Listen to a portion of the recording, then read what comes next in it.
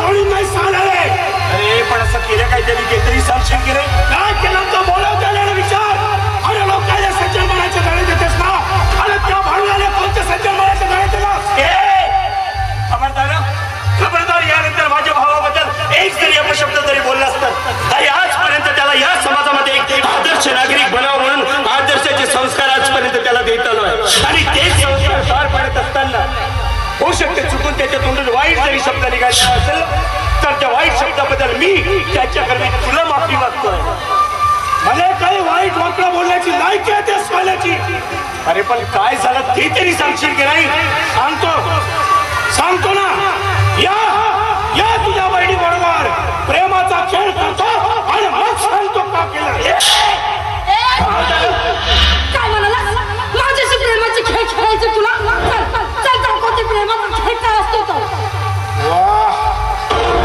वा तेजस्विनी जगताप. वा सोळा चिकागोचा कायदा तुझ्या हातात आहे म्हणून तू माझी काल्लर पकडली.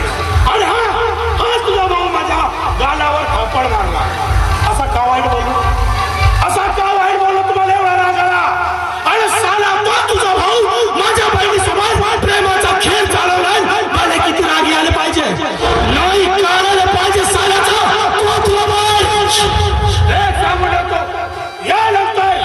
यानंतर समजा तुमचा भाऊ माझ्या बहिणीचा जवळ जरी भटकला साल्याचा पोट फाडल नाही असं तर नाव सांगितलं नाही हवाने भंडारी म्हणून. तो काय बोलून गेला? एका दीड जमिनीचा माणूस या ठिकाणी माझी इज्जत करतोय. तुला मी आधीच सांगितलं होतं की त्याच्याकडे लक्ष दे म्हणून. हे सगळं काय घडलं? सूरज ए सूरज जरा बाहेर.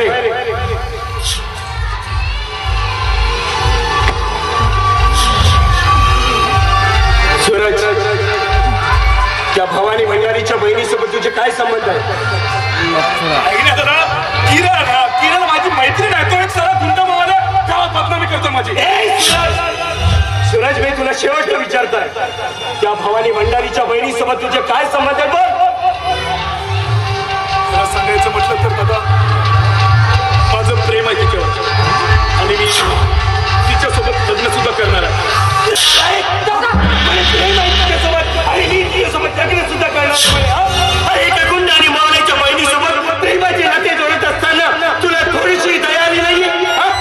अरे या समाजामध्ये एक आदर्श व्यक्ती एक आदर्श नागरिक बनावं आणि एक आदर्श नागरिक म्हणून या समाजात जेव्हा मिळवतो ना आणि उद्या तुझा हा समाज मला म्हाडा झुपायला लावेल ते फक्त आणि फक्त तुझ्यामुळे. अरे या गोष्टीचा एक तरी विचार केला होतास का? काय करू मी कुणाचा विचार? काय करू? काय मिळेल मला? तुमच्या आदर्श प्रेरणा आणि संस्काराच्या तत्वाला काय दिलं मला? मन मारून जगणार. वा सूरज वा चांगले पण पडलेस रे तू या आदर्श भावाचे. पण काय मिळेल मला? मन मारून जगणं. एवढंच ओळखलंस का रे तू? एवढंच प्रेम दिलंय मी तुला आजपर्यंत. आणि आज हेच प्रेमाचे धडे दिलं मी तुला आजपर्यंत. चांगलं बोललायस सूरज, चांगलं बोललायस. अरे आजपर्यंत एवढेशी असताना मी माझ्या तळहाताच्या फोडाप्रमाणे तुम्हाला जपलंय रे. लहानसं मोठं केलंय मी.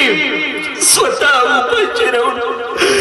उपाशी राहून तुम्हा दोन्ही भाऊ बहिणीचा सन्मान केला मी. आणि आज माझ्या प्रेमाचा चांगला सिला दिलायस तुम्हाला, चांगला फळ दिलायस तुम्हाला.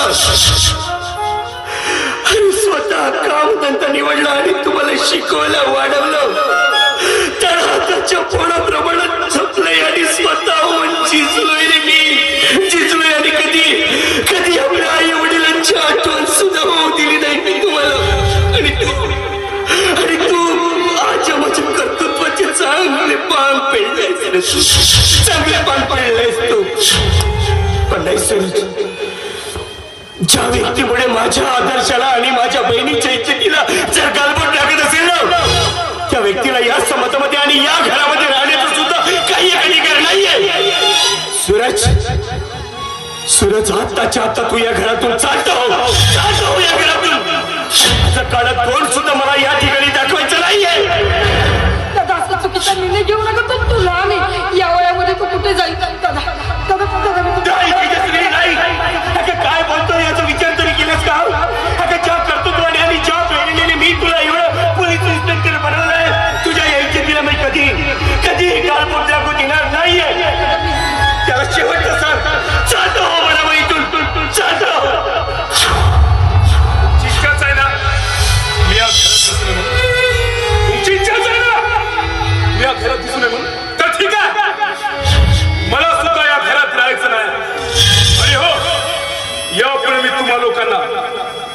माझा चेहरा सुद्धा दाखवणार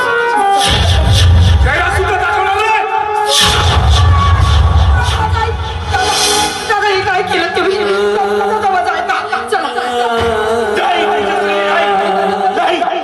जाऊ दे त्याला जाऊ दे